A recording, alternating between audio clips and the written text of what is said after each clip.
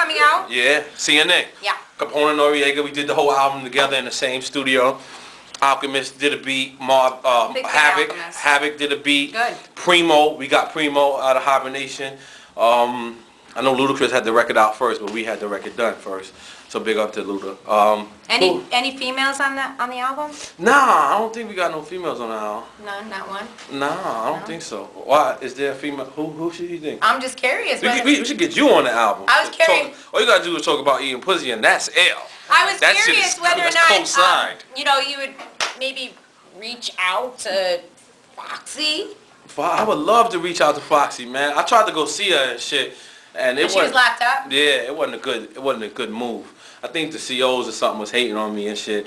But I haven't spoke to Fox in like a long time since the Bang Bang situation and the whole Hot 97 thing. I would like to say this is my first time ever addressing the situation. Fox, I love you. You know what I'm saying? Keep your head up. You know what I'm saying? Anything you ever need from me, you know I've always been there. Walked you through the hood, holding your hands like a brother, and I'm still the same person. Word up. Still your brother. And have you bumped into Kim at all? Nah, I haven't bumped into Kim. Nah, I never really knew Kim though. I don't think I ever met Kim, but I spoke to C's.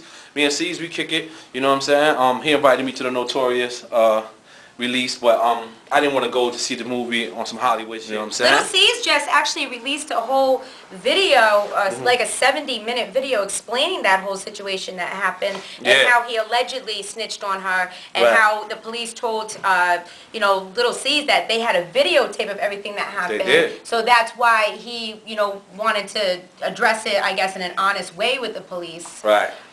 Do you think he got a bad rap in that situation?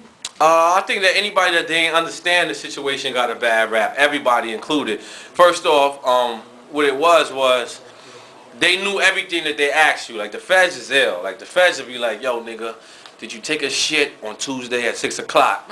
And you'll be like, hell no, I ain't take a shit. You know what I'm saying? Then they'll be like, did you take a shit at Tuesday around the corner, such?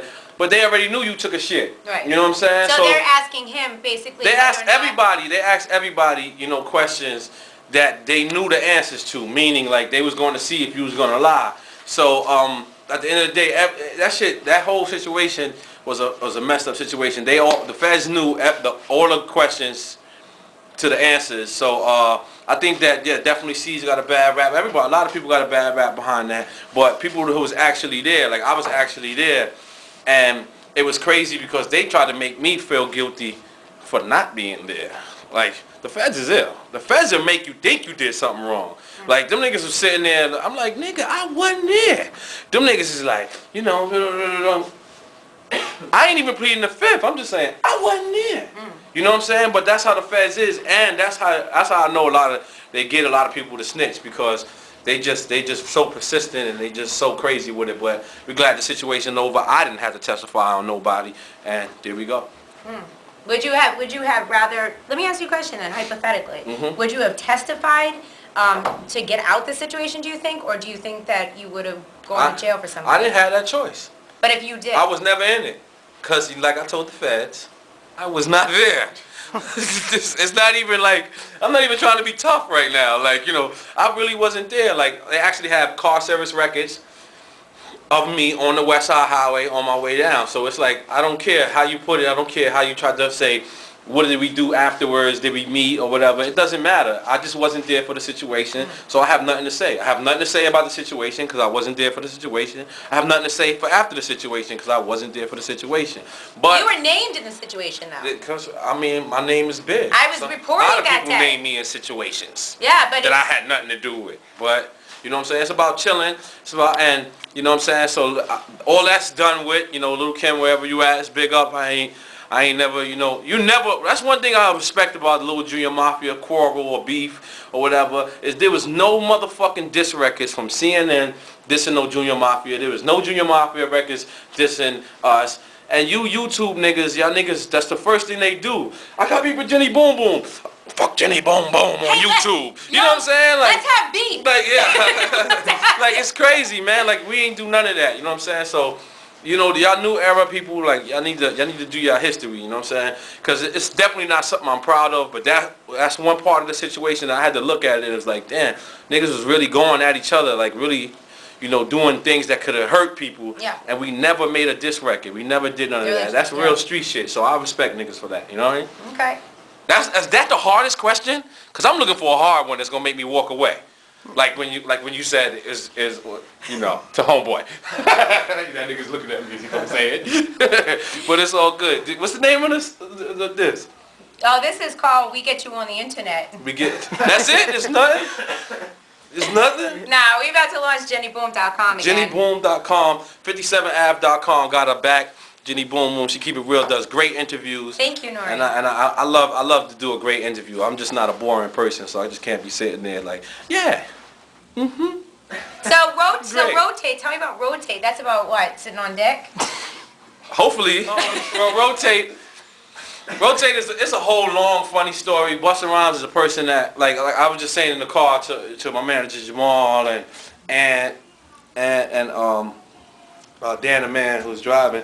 I was saying that in life you gotta have protocol. Like, you know what I'm saying? You gotta have people you respect in order for you to value respect. You know what I'm saying? So Busta is a person that I really respect, and Busta is like my brother. You know what I'm saying? So Bus came and he called me one day. He was just flipping on me and shit like, nigga, I don't see you nowhere. Yeah, I heard that he was the one that motivated you. He did, man. He just motivated me in so many ways because Bus, he's not gonna call me and say, yo, Jenny, you know what I'm saying? What you doing? Like, everything's cool. Like, you should do better interviews. He doesn't talk to me like that. He's like, yo, motherfucker, where the fuck is you at?